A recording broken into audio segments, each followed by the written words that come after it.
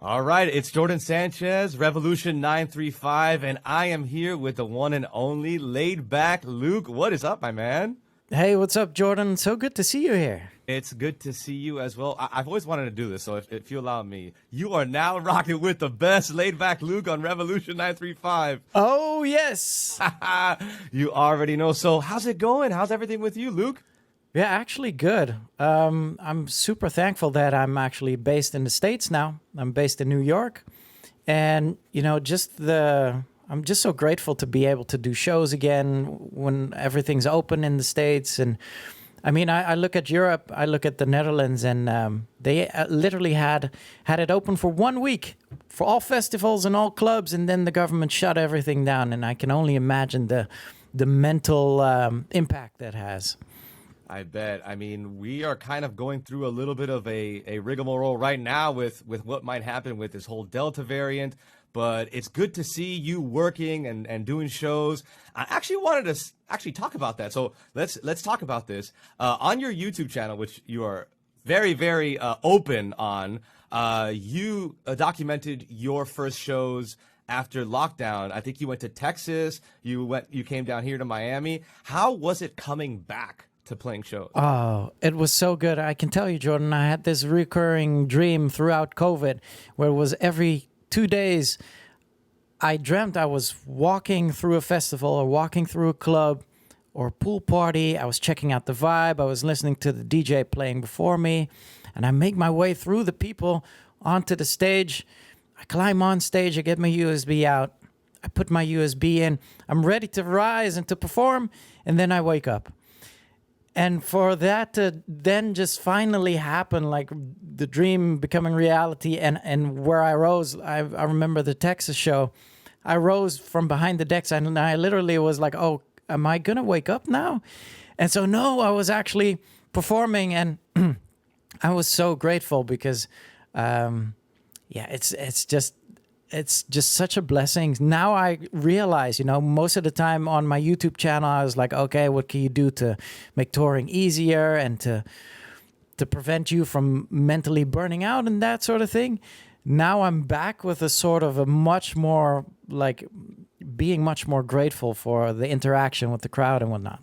Oh yeah, definitely. And you mentioned this about, burnout and stuff. On your YouTube channel, you're really open about not only your professional life, particularly with like DJing and tips and stuff. I really like the In My Mind stuff on YouTube. Super helpful for DJs. But you're also really open about like personal stuff too, right? About mental health and your family and what you do aside from music. Why do you think it's so important for you to be so open about that? I think it's important for people to see the other side that comes with a certain amount of work ethic, a certain amount of success. I want people to be aware of that, and especially when Avicii passed away, this only became more amplified. And I can tell you, in the background, a lot of DJs and top DJs were actually in a group together where bi-weekly we speak about each other's mental health just to check in on each other. And it's a tricky thing because a lot of people think, oh, you're successful and you have money and you have fame. What can be your problem? But there's plenty of problems in the background. And I do want people to realize that, and especially the younger talent that aspire a career like this, I need for them to know that there's pitfalls as well. Yeah, definitely. I think that's really important too. I think people admire you because you're so open like that. And even me right now, when I'm sitting down with you, I was super excited because I consider you someone that is inspiring, right? So how do you react when, like, at the shows or when you're out and about, like at ADE or Music Week, without the pandemic, obviously, like when someone comes up to you and they express to you how you've inspired them, what's that like? That's always nice for the ego, but actually that's not the purpose of it. The purpose of it is to be able to be there for someone, just as the people that I've looked up to, they gave me a shot or they gave me time and attention, and just to be able to be that for someone else. This is why I respond to tweets as well, because even now when I tweet some of my peers and they respond, I'm like, oh, my day is made. I love it. They responded to me. And so at a certain point, I realized I can give that to someone else as well by just giving a simple response. I can make their day. And so that's what energizes me and what gives me that. Man, it's just so nice to be in touch with people and to be able to make their day. Yeah, I agree. I really like that attitude. Every time I see you or I see other people go up to you, you see the smile on their face, and you genuinely enjoy it. Especially when you do your workouts, those are awesome. The way to interact with fans outside of the club or outside of the festival is to me is one of the things that set you apart from a lot of the other guys out there. I did want to talk about something that you mentioned about being based in the United States. How do you like it being on this side of the pond now? Well, it's fascinating because there is a very much of a culture difference, and I can tell you I've spoken to my wife about this, where Dutch people in general are super straight when it comes to a response or something they think.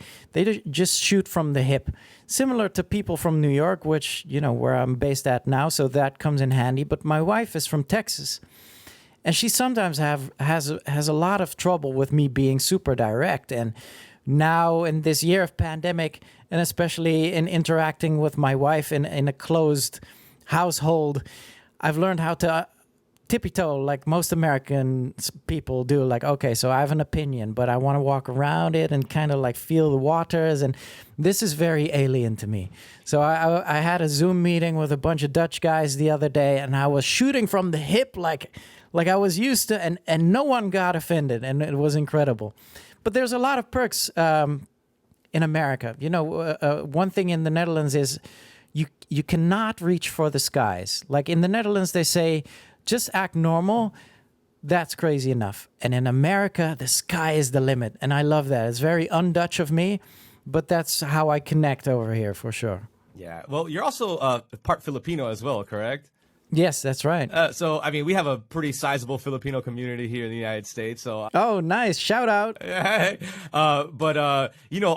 America is about the immigrant experience after all, I think, for a lot of us. I mean, I come from an immigrant family. You yourself are an immigrant into the United States. So I think that's also like something that's pretty special about the United States. It allows everybody to kind of reach for the stars regardless of where you come from. Yeah, and I do love it that there's so many different people around here, and it's really like a melting pot of cultures, and in the end it unites us all. So yeah, I love it. For sure. Now let's talk about business. You just released a new single with Raphi, "If There Is Love." We've been playing it here at Revolution 935. Super catchy. Really love it. What was the inspiration behind it? Well, thank you for the support, first of all. Yeah, so it's been different, obviously, with the pandemic going on and seeing what's going on in the streaming playlists. It's a bit more catered to, a radio feel and more of like a streaming type of feel. But I've been able to play it out, and it goes really well on the dance floors as well. So I'm very happy with that. But this is one of those.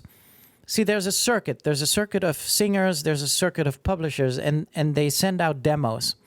And they reach out to people like me, other DJs, to possibly collaborate. I got this in as a demo, and I heard the lyrics, and I was like, whoa, I love it. Because, everything is love. Everything that prospers is love. And so I was drawn into that, and they actually looked for me because they wanted the Show Me Love feel in there. So I put a little bit of that flavor in there. Yeah, and the result is amazing. I'm so happy with it. Yeah, I mean, I could definitely feel that Show Me Love vibe. Definitely feel good dance music. I could see it killing the dance floors. And it's a great song. So congratulations on the success you're seeing from it. Thank you. Of course. But I also wanted to kind of like talk about the other side of the Laid-Back Luke coin. This is very radio friendly, very nice, very happy. You also have a dark side, right? I wanted to talk about this because this is a kind of a new project, Dark Chanell. Tell me about it.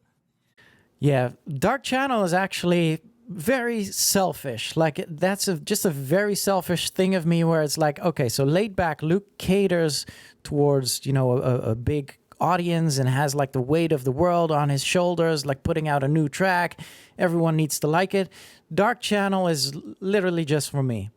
and then throwing it back to my end of the 90s type of techno career.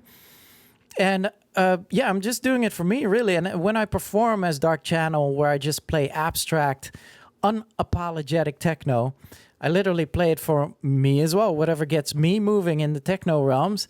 And so it's been nice. I have a couple of followers that are like modern day techno DJs, and they were like, wow, why does Dark Chanell put out like a more of like a filter disco funky techno type of deal?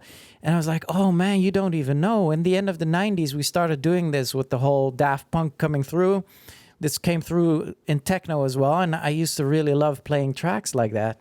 And yeah, so I put one of those out, and there's absolutely more Dark Chanell on the way. That's awesome to hear. And I love the vibe that you're giving. It's almost like your alter ego that's kind of like a super villain because you got that dark mask on. It's cool. I got to say, I love what you're doing with that. Thank you. Thanks a lot. You actually came down to Miami to showcase Dark Chanell, right? Oh, this was one of my... Oh, I'm getting goosebumps talking about it right now. This was one of my first shows out. And it was in Space Miami. And it was 3 hours long of just being on the terrace playing abstract techno. And wow, I really enjoyed that so much. So how was the vibe in Miami? It was one of the first ones out of the pandemic. We were ready to party because I remember the vibe was pretty cool leading up to the event. Indescribable, to be honest. For me, like having sat in my living room for over a year, then to go out and experience that, I was like, man, it almost feels like there wasn't COVID. Like we were right back at it and we were partying, but this time with a more of like an awareness of whereas like, man, we weren't able to party at a certain point. So let's go. Yeah, it was awesome. It was so nice to hear that you were coming to town and to test out your music.